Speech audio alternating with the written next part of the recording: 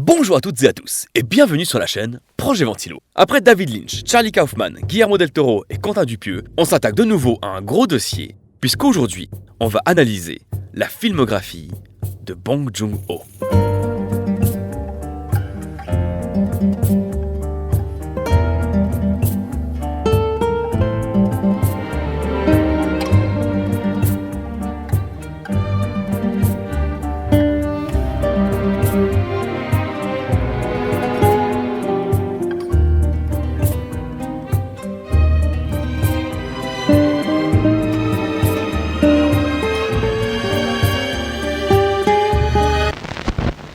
Avant toute chose, je veux juste préciser que je maîtrise pas du tout le coréen ou la culture coréenne. Du coup, je vais certainement très mal prononcer les noms, mais aussi il y a peut-être des éléments de la culture coréenne à côté desquels je suis complètement passé. Et si c'est le cas, n'hésitez pas à le préciser en commentaire et m'expliquer un petit peu à côté de quoi je suis passé.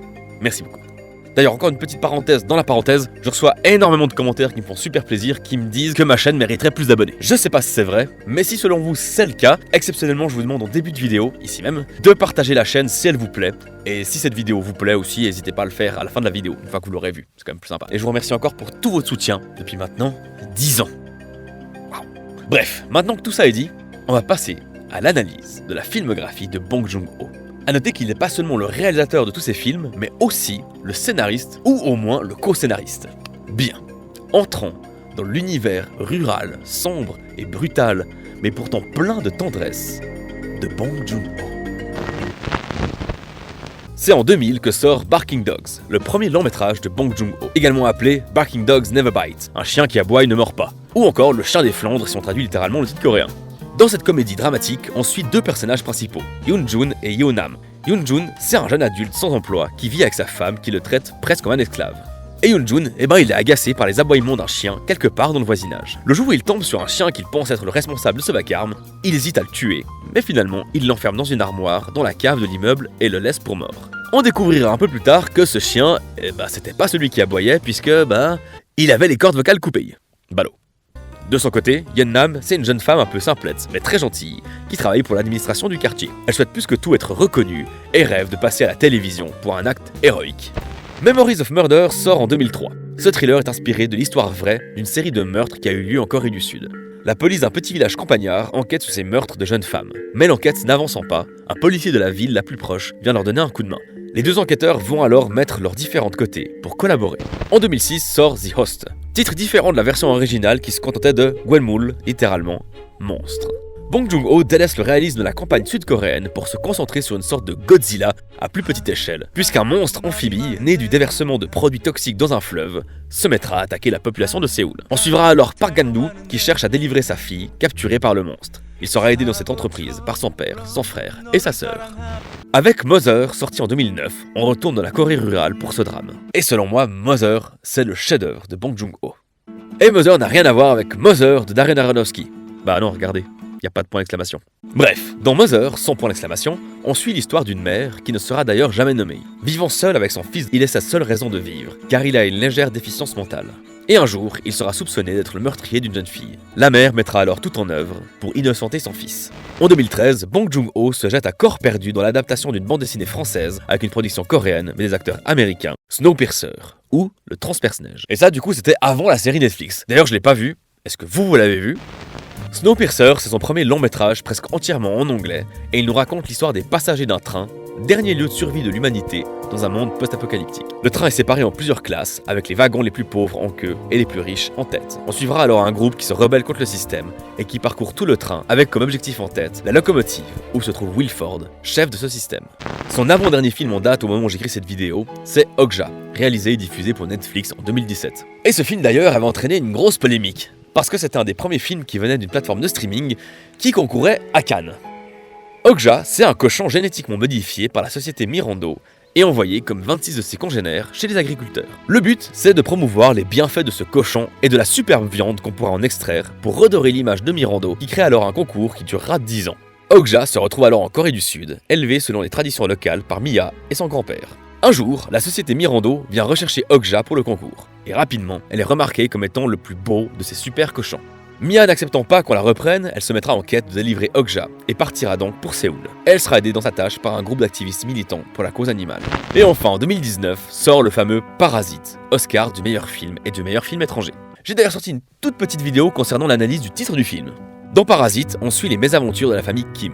Pauvres, ils sont tous au chômage et vivent dans un quartier insalubre de Séoul. Un jour, le fils de la famille, Ki-woo, parvient à trouver du travail comme professeur privé pour la fille de la riche famille Park. Et petit à petit, Ki-woo fera engager les différents membres de sa famille chez les Park. S'en suivra alors différents événements dont personne ne sortira vraiment indemne.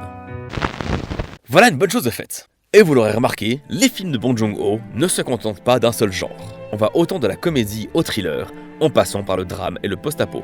Mais on a quand même beaucoup de thèmes récurrents. Et c'est sur cela qu'on va se baser pour faire notre analyse. Et on va commencer par celui qui semble le plus logique, celui dont on entend le plus parler, la lutte des classes.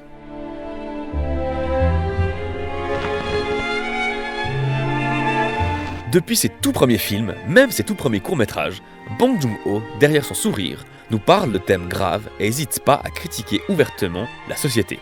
Bien sûr, il se concentre davantage sur la société coréenne, mais il n'hésite pas à parler de l'occidentalisation comme quelque chose de néfaste, notamment dans son film The Host. Et sa critique principale, c'est les inégalités et les différences de traitement entre les riches et les pauvres.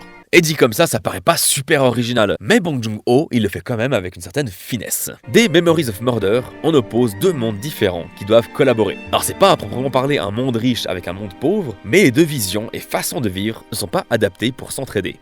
Et on pourrait se dire que c'est pas vraiment le sujet du film, mais au contraire, l'atmosphère générale, elle est entièrement imprégnée par cette lutte interne. Dans Mother, la mère se sacrifie tellement pour son fils et pour survivre qu'elle en est réduite à ne même plus avoir de nom. Elle n'est plus qu'une fonction de la société. Une mère.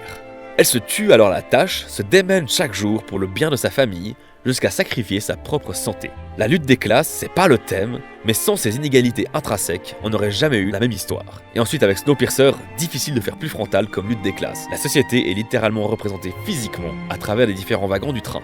Et enfin dans Parasite, la lutte des classes, c'est le sujet principal du film. Les pauvres devront travailler chez les riches, ils découvrent un univers qui leur était jusqu'alors inatteignable. Mais bon, là je fais que dire des banalités, parce que ce que je trouve très intéressant dans le cinéma de Bong Joon-ho, vous commencez à me connaître, c'est la nuance. Vous devez tellement en avoir marre de m'entendre dire le mot nuance à chaque vidéo. Il y a des luttes de classe, bien sûr, mais elle n'est pas pour autant manichéenne. Dans ces films, les riches ne sont pas les méchants, et les pauvres ne sont pas les gentils. En tout cas, pas fondamentalement. Par exemple, à la fin de Snowpiercer, on apprend que le train ne peut fonctionner que grâce à la main-d'œuvre du bas peuple. Et le système ne peut être préservé que si le chef du train, Wilford, meurt, et s'il y a quelqu'un qui vient des derniers wagons pour prendre sa place. Dans Parasite, c'est un peu la même chose. Dès que les Kim prennent possession de la maison de la famille Park, ils se mettent également à profiter du système, puisqu'ils vont jusqu'à virer les employés de la famille. Et les Park, quant à eux, ne parviennent pas à vivre sans les Kim. En fait, on a comme une sorte de représentation de la société, avec le besoin de main-d'œuvre qui est nécessaire pour le bon fonctionnement de la société et le confort des gens importants. Avec plein de guillemets.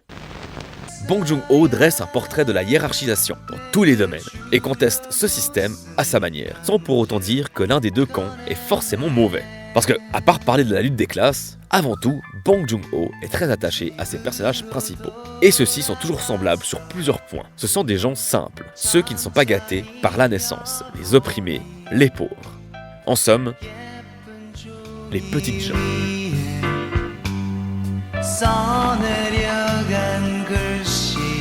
Car oui, chez Bong Joon-ho, les personnages principaux sont toujours des personnes qui n'ont pas été gâtées par la vie. Dans Barking Dogs, Yoon-jun, c'est un jeune homme timide et malmené par sa femme qui le traite comme un esclave, pendant que Yeon-nam est une jeune femme qui semble un peu simplette et dont le travail consiste à transmettre les disparitions des chiens du quartier. Dans The Host, Mother et Parasite, Bong Joon-ho met en scène des familles pauvres. Et pour Snowpiercer, de nouveau, difficile de faire plus clair. D'ailleurs, Snowpiercer, je l'aime beaucoup, mais c'est clairement le film le moins subtil de Bong Joon-ho. Son propos il est frontal et il n'a pas particulièrement pour but d'être analysé. Ce qui n'est pas un mal en soi, c'est très bien. Mais on aura quand même des choses intéressantes à dire sur le principe de révolution. Mais on y revient plus tard. Mais bon, à part faire une liste peu complète des personnages principaux juste pour prouver un point, on peut quand même pousser l'analyse un peu plus loin.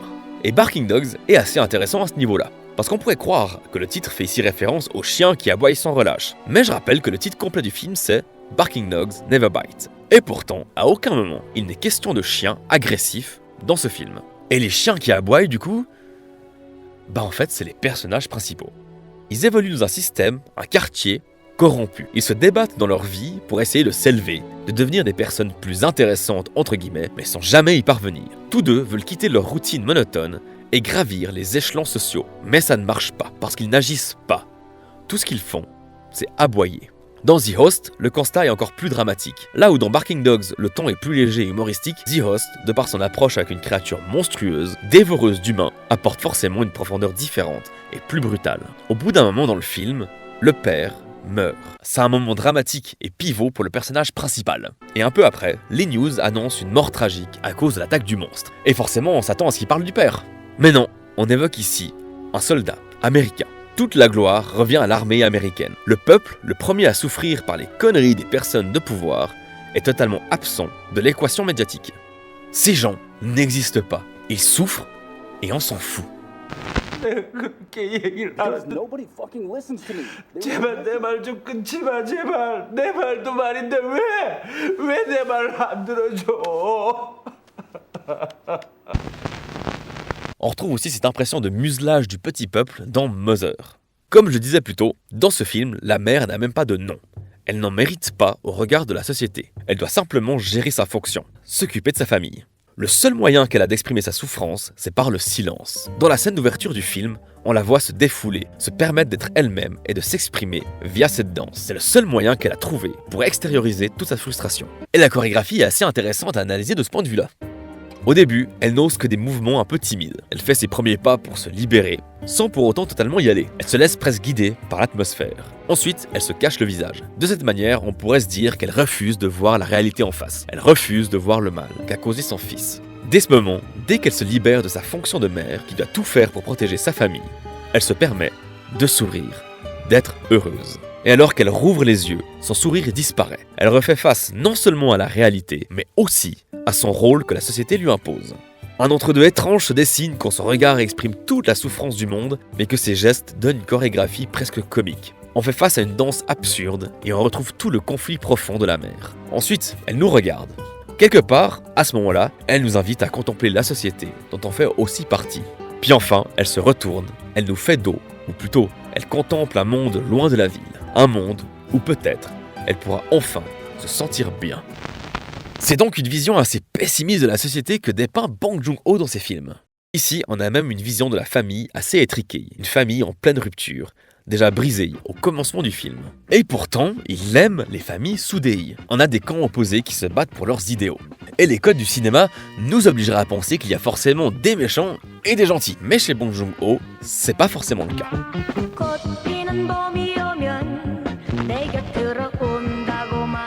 C'est dans cette optique que Bong Joon-ho crée ses personnages et ses scénarios.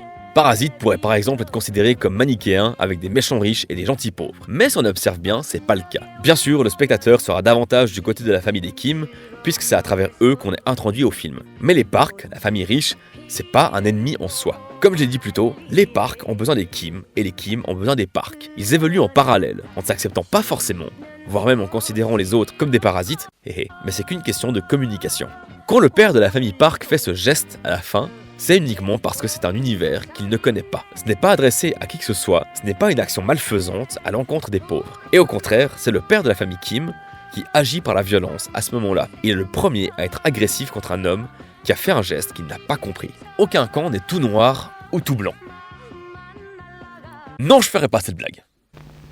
On n'a presque jamais des personnages foncièrement mauvais à l'écran. Dans Memories of Murder, on a un flic de la campagne qui fait mal son boulot et on demande à un flic de la ville de venir l'aider. On pourrait alors se dire que le jeune flic de la ville sera l'emmerdeur de service, celui qui croit tout savoir, qui est parfait, qui a toutes les connaissances requises. Mais non, contrairement à ce qu'on pourrait croire, c'est pas l'élément qui provient de la campagne, et donc plus proche de la nature, qui est chaleureux et doué, mais c'est bien celui de la ville. L'un se repose davantage sur l'instinct, l'autre plutôt sur la science. Et les deux se complètent et ne peuvent que s'améliorer en s'entraidant, en faisant fi de tout manichéisme. Et on continue dans l'anti-manichéisme avec Snowpiercer, qui pourtant pourrait nous dégueuler de l'anti-riche à tout va. Ce qui fait un peu une bonne partie du film quand même, faut le dire. Parce que tous les habitants de la queue du train ne sont pas forcément bons et tous les riches pas forcément mauvais, encore une fois. Et enfin, dans un autre contexte, on a une réplique très intéressante dans Okja. Parce qu'on a cette star de la télé, jouée par Jack Gyllenhaal, qui vient faire un reportage sur le cochon. Et autant vous dire que son personnage est débile au possible et semble vivre uniquement pour la fame. Et pourtant, à un moment, il dit ça.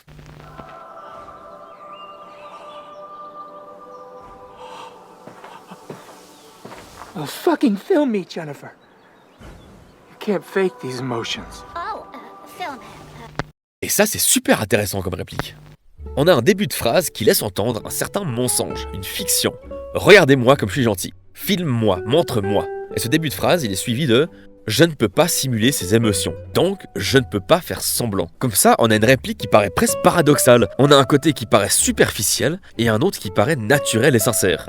Et je trouve que cette réplique, c'est du génie, parce que ce personnage, il aurait pu être détestable au possible. Mais non, au contraire, Bong Joon-ho, encore une fois, nous montre un anti-manichéisme. Mais malgré tout, on a quand même quelques exceptions, et c'est pas pour rien qu'on vient de parler de Okja. Parce que dans ce film, on peut trouver des personnages qui sont de vrais salopards sans cœur. Notamment quand on regarde la société pharmaceutique. Là, y a pas de doute, ils sont écrits et montrés comme des ennemis, comme des personnes mauvaises. Et à mon sens, si ça a été écrit comme ça dans Okja, c'est pas pour rien. Parce que d'habitude, on a affaire à des humains qui luttent contre des humains. Personne n'est totalement innocent, et donc personne n'est totalement mauvais. Mais dans Okja, en s'attaquant à un animal, on s'attaque directement à quelque chose d'innocent. On s'attaque à la nature.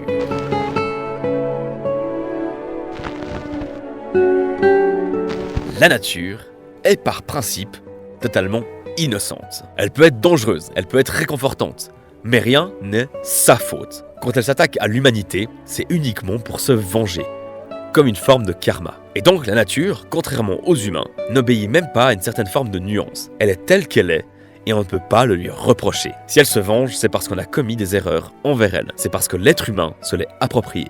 Tout ça pour dire que chez Bong Joon-ho, la nature est d'une certaine manière sacralisée. Elle est presque comme une entité qu'il ne faudrait pas souiller. Et ça, on pourrait même le retrouver dès son premier film avec Barking Dogs. Alors oui, je disais plutôt que le chien qui aboie, celui du titre du film, seraient en fait les deux personnages principaux. Mais il n'empêche qu'il y a quand même véritablement un chien qui aboie quelque part dans ce quartier. Et Yoon-jun, le jeune homme qui a du mal à se faire une place dans sa vie, va jusqu'à vouloir le tuer pour qu'il arrête d'aboyer. Je veux dire, c'est quand même un peu extrême. Il aurait pu simplement aller retrouver le propriétaire et lui demander de faire attention aux aboiements de son chien.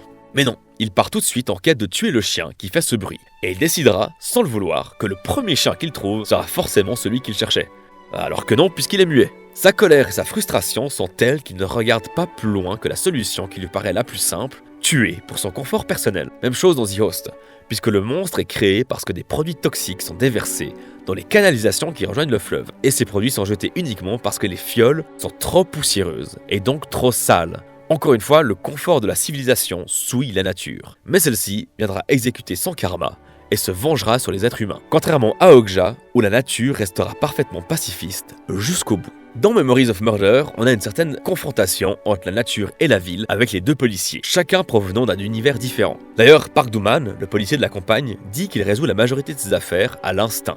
Quelque chose que Seo Tae-yoon, le policier qui vient de la ville, n'a pas du tout. Lui, il obéit uniquement à la réalité scientifique. C'est comme si dans l'imaginaire de Bong Joon-ho, la ville, la technologie, la société moderne empêchaient toute forme de communication et faisaient oublier ce lien avec la nature. Et tout ceci, c'est à cause de l'humanité. Ce sont les désirs de l'homme et sa volonté De dominer toute vie.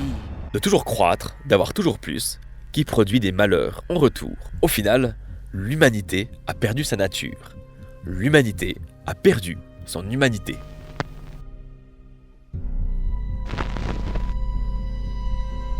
Quand l'humanité perd la compassion, la compréhension et l'amour, elle perd ce qui la rend exceptionnelle. Que ce soit par les technologies ou par l'oubli de ce qu'est la nature, l'humanité, dépeinte par Bong Joon-ho, a perdu son innocence. Quand on voit un film comme The Host, au début, on peut facilement se dire que ce sera qu'un film de monstres. Et plus on avance dans le film, plus on voit le discours politique qu'il y a derrière ce scénario. Et oui, n'en déplaise à des gens comme Samuel Fitoussi, un auteur et chroniqueur qui manque de recul sur ce dont il parle. J'ai pas vraiment envie de faire de la pub pour cette personne, mais il faut savoir que c'est quelqu'un qui a écrit un livre qui s'appelle Woke Fiction, comment l'idéologie change nos films et nos séries. Il a d'ailleurs déclaré « Mon livre est un appel à la dépolitisation de l'art ». Et je dis qu'il manque de recul sur ce qu'il dit, parce que l'art, intrinsèquement, a toujours été politique. Toujours. N'en déplaise aux personnes qui s'en plaignent uniquement que ça va pas dans leur sens. Chaque peinture, chaque écrit, chaque film n'a toujours été que la représentation, inconsciente ou consciente, de ce que son auteur a voulu déclarer, ou de ce que son auteur pensait. Des idéologies dans le cinéma, il y en a toujours eu, de tous les côtés. Et prétendre que les mouvements sociaux actuels changent nos séries et nos films, bah oui, c'est pas le prétendre. C'est juste des prises de conscience sociales. Et les médias, films, séries, etc., ils font que représenter ces prises de conscience, comme il y en a toujours eu, comme il y en aura toujours. Tout ça pour dire que le cinéma de Bong Joon-ho ne fait pas exception à la règle. Au contraire, son cinéma est extrêmement politisé. Je parlais plutôt de la lutte des classes, mais c'est pas tout, puisqu'il fait mention du massacre d'animaux dans les abattoirs, des modifications génétiques sur ceux-ci et de l'impact de l'homme sur l'environnement, entre autres. Mais il dénonce aussi une technologie qui prend parfois un peu trop le pas sur la conscience humaine. Par exemple, à travers le film Mother, on peut remarquer la grande présence de téléphones portables. On dit que le regard, c'est le reflet de l'âme. Alors que se passe-t-il quand le regard devient artificiel? Quand celui-ci passe au travers d'un écran qui n'est qu'une copie de ce qu'est la réalité? J'ai l'impression qu'avec ce film, Bong Joon-ho présente une de ses craintes qui est une sorte d'aliénation de la société. Les regards sont rivés sur les portables. Les gens ne regardent plus avec leurs vrais yeux. Et quand on sait que le film est sorti en 2009, on peut se dire que la plupart de ces craintes sont vérifiées au fil du temps. Les jugements de valeur, les discriminations, le cyberharcèlement et j'en passe, on peut que confirmer cette déshumanisation de l'être humain à travers la technologie, sans pour autant complètement la blâmer, comme le prouve le jeune inspecteur de la ville dans Memories of Murder. Le regard de l'autre pour exister, mais aussi pour subir les pressions. Et c'est uniquement loin de tous ces regards, de toute cette technologie, que la mère se sent enfin elle-même. Et depuis tout à l'heure, je vous parle de ces écrans qui représentent une forme de réalité, mais pas vraiment. Mais c'est tout aussi vrai avec le cinéma de Bong Joon-ho. On est toujours dans une réalité qui semble un peu absurde.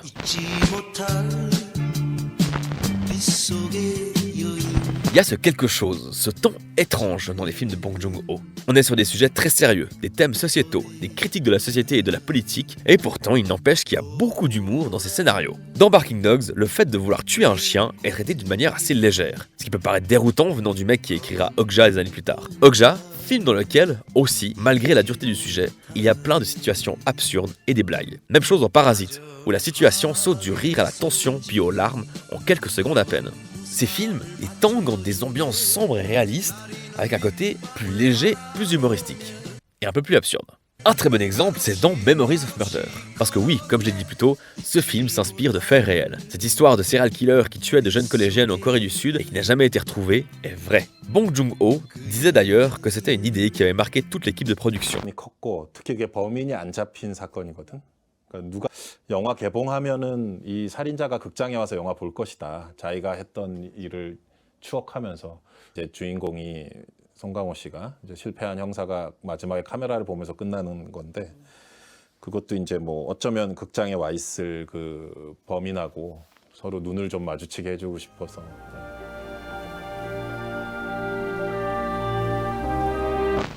On peut noter aussi que le réalisateur a cité un événement dramatique comme inspiration pour The Host. Cet événement, c'est le massacre de Gwangju.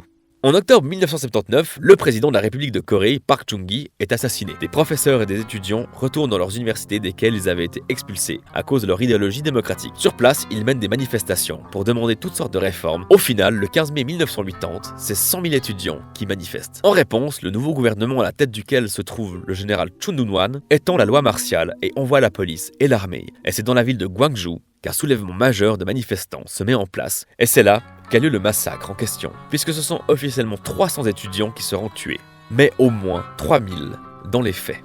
Plus tard, le président américain Jimmy Carter montrera son soutien à la réponse de l'armée de Chun Doo-hwan. Connard. Et si Bong Joon-ho évoque ce sujet dramatique comme inspiration pour The Host, c'est pour montrer à quel point son film est politique. Ici, la censure des médias est totale. Le gouvernement nie les faits et ne prend au sérieux la menace que bien tard. L'armée finit par menacer le peuple qu'elle est censée protéger. Elle ira jusqu'à utiliser une arme extrêmement volatile, d'une grande dangerosité, pour tuer la créature qu'elle a elle-même créée. On y voit aussi des manifestations pour empêcher d'utiliser cette arme, manifestations qui se solderont par un bain de sang. On entend également dans les médias un remerciement pour les courageux soldats américains. Et comme j'ai déjà dit, tout ça a commencé parce qu'un scientifique trouvait que les fioles étaient trop poussiéreuse. On a cet impact dramatique sur la nature provoqué uniquement par un acte absurde. Même chose dans Okja, où l'animal est créé uniquement pour faire plus de viande et de meilleure qualité. On a façonné l'animal à notre bon vouloir, uniquement pour notre plaisir gustatif. Comme on enchaîne des veaux dès leur plus jeune âge pour que la viande reste tendre. Comme on continue des élevages intensifs pour fournir des produits à tout le monde à des prix abordables. Comme on assémine de force des vaches pour qu'elles produisent 28 litres de lait par jour au lieu de 4 et qu'elles décèdent d'infection au bout de 3 ans au lieu de 20 en milieu naturel. Okja n'existe pas, mais elle est la métaphore des mauvaises actions de l'humanité pour son propre confort. Okja n'existe pas, mais elle est dans notre assiette. On a donc un lien entre des faits réels et cette fiction. Une politisation de l'art qui crie aussi doucement et poliment que Bong Joon-ho puisse le faire. Le réalisateur pose donc des questions très difficiles. Et ça pourtant, tout en gardant une forme de gentillesse et d'espoir. Et cet espoir, il passe par une idée très simple. La révolution passive et la solidarité.